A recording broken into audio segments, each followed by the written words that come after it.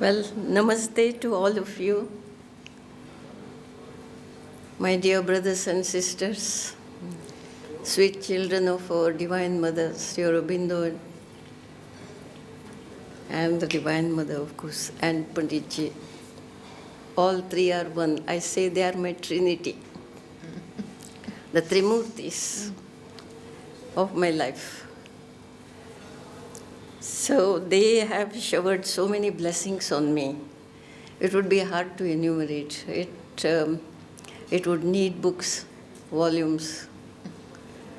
And I would have spoken very easily. It's just that while preparing for the centenary, we've had to do so much talking already. So when Sraddhalu asked me to sing here, I said, you will have to play some recording because all our voices are very hoarse, even while speaking.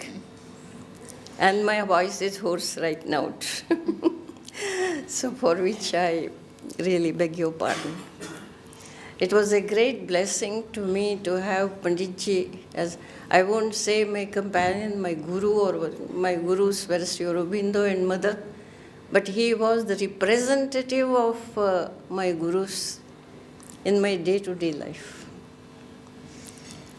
Because seeing him, I could see how one had to work in order to serve Mother, how one had to practice one's sadhana. In fact, he gave me detailed guidance at a certain point of time.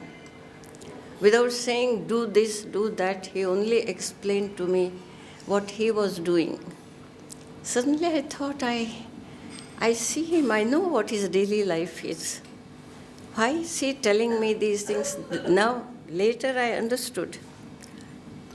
What he was showing me was the way to connect myself with the divine at every moment of my life. Because he just showed me, he told me what he did when he got up in the morning, that meditation.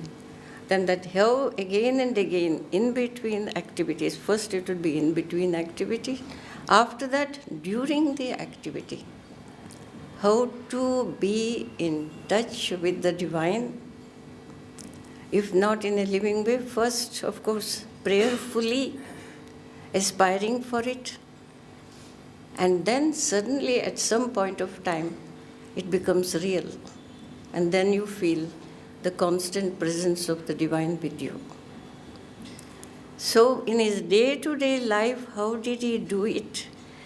He described to me and showed me the way, and that's what is keeping me going now. Otherwise, it would have been very hard for me because I'm not a very robust person physically, and I was very weak. But I was very surprised that I had to work terribly hard during those tours. Those tours were grueling tours in the West, in the United States, the first tour of the United States, 7,000 miles by road, from east to west, from north to south, and stopping for little meetings every few days.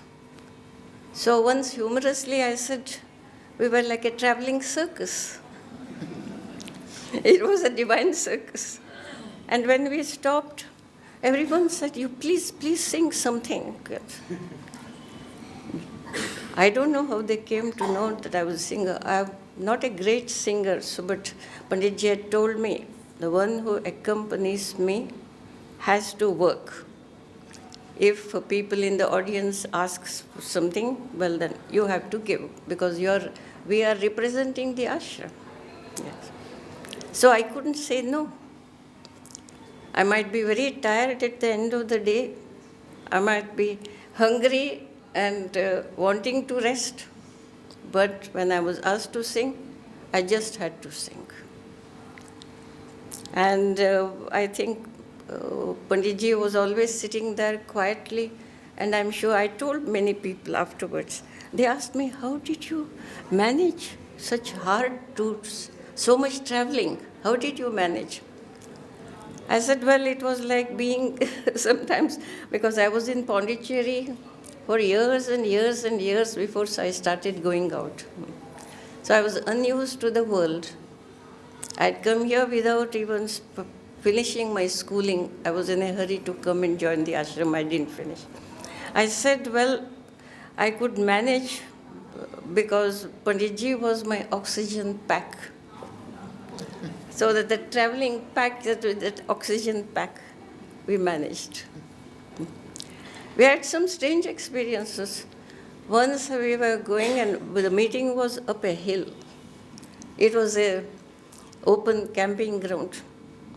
There was people in the West, they like to have a bonfire, a fire, and around the fire sometimes meetings are held.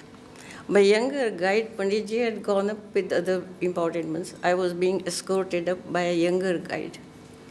As he escorted me up, he told me conversationally, this is so many thousands above sea level. Oh, the air is so rarefied and it's hard to breathe. It will be hard to breathe. You might find a little difficulty in breathing. And with the very next sentence, he tells me, you will be singing there at the thing. You see, where it's difficult to breathe, he's telling me that I have to sing. I thought it very strange. Very strange this young man is. First he scares me, and then he says, you will be singing that.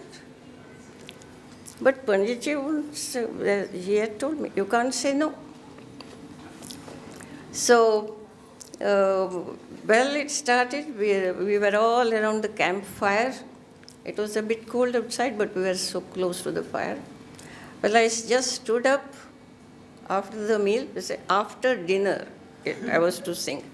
No musician sings with a full stomach, so most of the times, even when I was hungry, I was supposed to sing later, so I didn't eat much. I sang with a I was half starved when I sang, but some force came. But when I opened my mouth, in the ashram, of course, we were all singing together in a group, and mics and loudspeakers all were placed, and our people took care of us. So we were familiar with it. There was no loudspeaker. We were in the open air. Well, I just called Mother and started. And I was surprised at my own voice. There were valleys and hills around us. And my voice echoed and re-echoed and re-echoed and came back to me. The whole world seemed to be filled with just sound, So when I began with Om, that Om resounded everywhere. So this is only a sample of how, he made me do things without actually, first he might say with one word, you can't sing. Yes, he would say, or with a gesture. And I had to do it. So this is how in every activity, he was the inspiration and the guiding force. Plus, he gave the joy of fulfillment also, for which I really am very grateful. I'm very grateful to the Divine for having the opportunity to serve such a divine being. And happy to meet you all who are all special children of the Divine, who are all present here. I was very much interested in all the experiences shared by my brothers and sisters here. It was a great experience. Yes. Thank you all. Now you say something.